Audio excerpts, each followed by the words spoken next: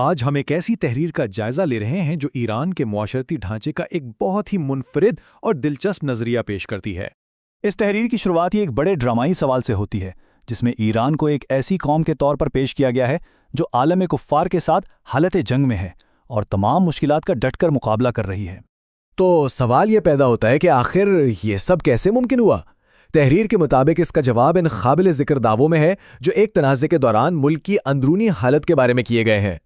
یعنی اس تحریر کے حساب سے یہ قوم پوری طرح خود کفیل ہے، اپنی ضروریات کے لیے کسی بھی بیرونی مدد کی محتاج نہیں، اور یہاں تک کہ اہم ترین چیزیں اپنے شہریوں کو مفت فراہم کر رہی ہے۔ مصنف یہاں ایک ایسی آبادی کی تصویر کشی کر رہا ہے جو ملک چھوڑ کر بھاگ نہیں رہی، بلکہ پوری طرح سے متحد ہو کر قومی کوششوں میں حصہ لے رہی ہے، اور اس میں حکومت کی اعلیٰ ترین سطح بھی شامل ہے، جیسے وزراء کا عوام کے ساتھ سڑکوں پر احتجاج کرنا اور صدر کا خود جا کر قیمتیں چیک کرنا۔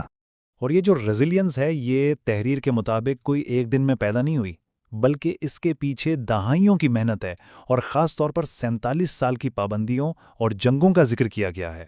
تو چلیے اب دیکھتے ہیں اس نظام کی بنیاد کو، جسے تحریر نے قیادت پر لاگو سخت قوانین کے ایک مجموعے سے جوڑا ہے۔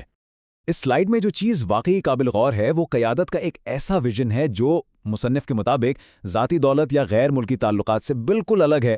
ذرا سوچئے، ایسے قوانین جو رہنماؤں کو ذاتی گھر خریدنے یا اپنے بچوں کو باہر پڑھانے کی اجازت نہیں دیتے۔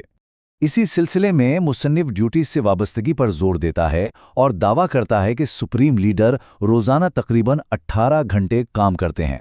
چلیے اب آگے بڑھتے ہیں اور دیکھتے ہیں کہ یہ سب چیزیں مل کر ایک جامع عوامی فلاحی نظام کیسے بناتی ہیں، جیسا کہ اس تحریر میں بتایا گیا ہے۔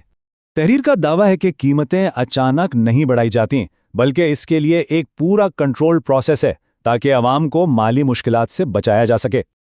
اور یہ سلائیڈ تو بڑے زبردست طریقے سے ان کے دعویٰ کردہ ہیلتھ کیئر ماڈل کو دکھاتی ہے۔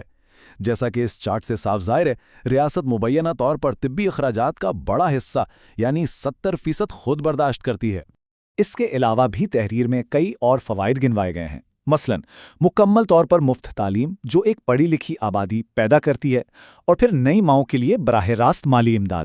اور ایک دلچسپ بات یہ بھی ہے کہ خواتین کو گھر میں روٹی پکانے سے آزاد کیا گیا ہے تاکہ وہ تعلیم اور دوسری سماجی سرگرمیوں میں حصہ لے سکیں۔ تحریر کے مطابق یہ صرف مادی فوائد تک محدود نہیں، بلکہ یہ اصول ایک خاص قسم کی معاشرتی اقدار اور رویوں کو بھی جنم دیتے ہیں۔